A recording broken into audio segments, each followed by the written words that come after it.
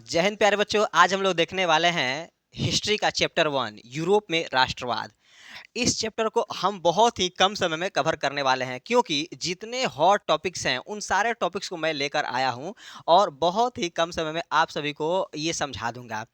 जितने भी hot topics हैं यहीं से ऑब्जेक्टिव क्वेश्चन पूछे जाएंगे, साथ साथ सब्जेक्टिव क्वेश्चन पूछे जाएंगे। आशा करता हूं कि आप लोग का तैयारी बेहतरीन ढंग से चल रहा होगा और उस कड़ी में एक और चार चांद लगाने के लिए मैं ये टॉपिक लेकर आया हूँ, ये चैप्टर लेकर आया हूँ जिसमें कि आपको जितने भी महत्वपूर्ण टॉपिक्स है सारे को समझाने वाला हूँ। तो चलिए सबसे पहले यहाँ पे देखना है कि वियना कांग्रेस, देखिएगा वियना कांग्रेस 1815 में हुआ था। ऑब्जेक्टिव क्वेश्चन आएगा कि वियना कांग्रेस कब हुआ था, तो वियना कांग्रेस बाबू 1815 में हुआ था।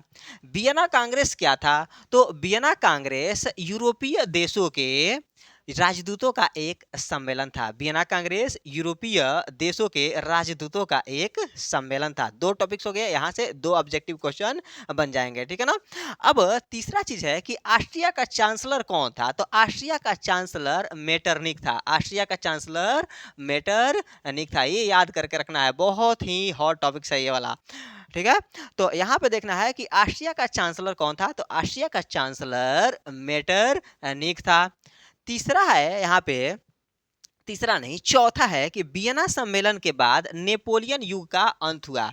वियना सम्मेलन के बाद नेपोलियन युग, किसका, नेपोलियन युग का अंत हुआ और मेटरनिक युग की शुरुआत हुई। जो वियना सम्मेलन हुआ तो वियना सम्मेलन के बाद नेपोलियन युग का अंत हुआ और मेटरनिक युग की शुरुआत हुई।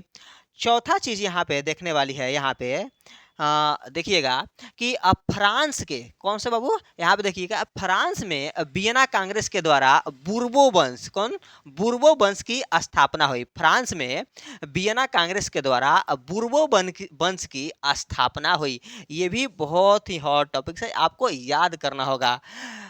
अब क्वेश्चन पूछेगा कि फ्रांस में वियना कांग्रेस के द्वारा किस वंश की स्थापना हुई, तो बुर्बो वंश, कौन, बुर्बो वंश की स्थापना हुई। अगला है कि चार्ल्स दसम एक निरंकुश एवं प्रतिक्रियावादी शासक था। चार्ल्स दसम कैसा शासक था, तो चार्ल्स दसम एक निरंकुश और प्रतिक्रियावादी शासक था। अगला है कि 1831 ईस्वी में मेजनी ने यंग इटली और 1834 ईस्वी में यंग यूरोप की स्थापना की थी। कौन बाबू, तो देखिएगा 1831 ईस्वी में मेजनी ने यंग इटली और 1834 में यंग यूरोप की स्थापना की थी। किसने किया था, तो मेजनी ने किसकी स्थापना किया था, तो यंग इटली और यंग यूरोप की स्थापना किया था। यंग इटली की स्थापना 1831 ईस्वी में और यंग यूरोप की स्थापना 1834 ईस्वी में किया गया था। किसके द्वारा बाबू, तो मेजनी के द्वारा। अगला है बाबू विक्टर इमैनुअल ने काउंट काबूर को प्रधानमंत्री के पद पर नियुक्त किया था। कौन, विक्टर इमैनुअल याद रखना है। विक्टर इमैनुअल ने काउंट काबूर को प्रधानमंत्री के पद पर नियुक्त किया था। ऐसे ही पूरे चैप्टर को हम कवर करने वाले हैं इस वीडियो में। पूरा चैप्टर एक ही वीडियो में आ जाएगा, ठीक है ना।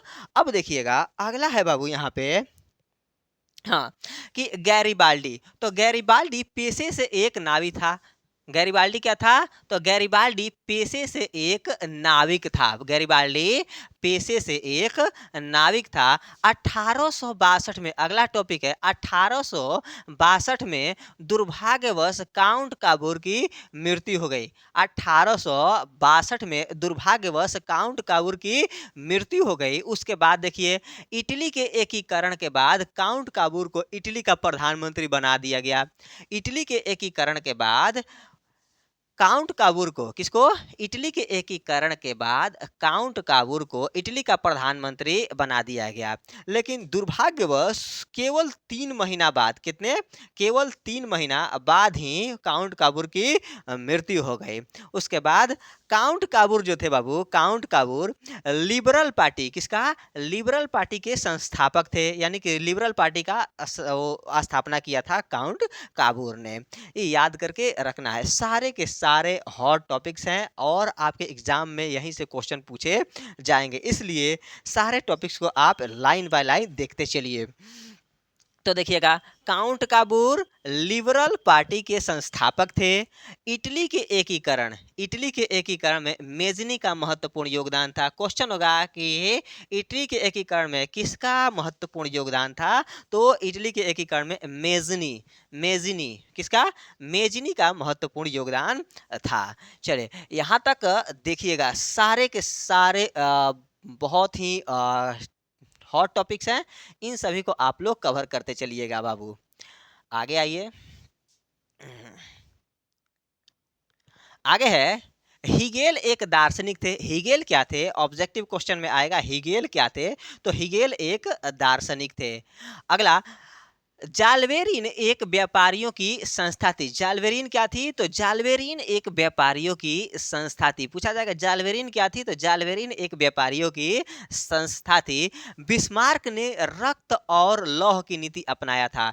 ऑब्जेक्टिव क्वेश्चन आएगा कि रक्त और लौह की नीति किसने अपनाया था, तो बिस्मार्क ने अपनाया था रक्त और लौह की नीति। याद रखना है, ये रक्त और लौह की नीति बिस्मार्क, ठीक है ना, बिस्मार्क ने अपनाया था। फ्रैंकफर्ट की संधि 10 मई 1871 ईस्वी की हुई थी। फ्रैंकफर्ट की संधि 10 मई 1871 को हुई थी, ठीक है ना। याद करके रखना है बाबू कि फ्रैंकफर्ट की संधि कब हुई थी, तो 1871 10 मई को हुई थी। अगला है, हंगरी की राजधानी बुडापेस्ट। हंगरी की राजधानी बुडापेस्ट है। हंगरी की राजधानी बुडापेस्ट है। 1829 में एड्रियानोपुल की संधि तुर्की में हुई थी। 1829 में एड्रियानोपुल की संधि तुर्की में हुई थी। 1829 में, कब, 1829 में एड्रियानोपुल की संधि तुर्की में हुई थी। चलिए, ये अब ऐसे ही अभी आगे भी कुछ और टॉपिक्स बचे हुए हैं, उनको भी देख लेते हैं, सारे महत्वपूर्ण हैं, देखिएगा।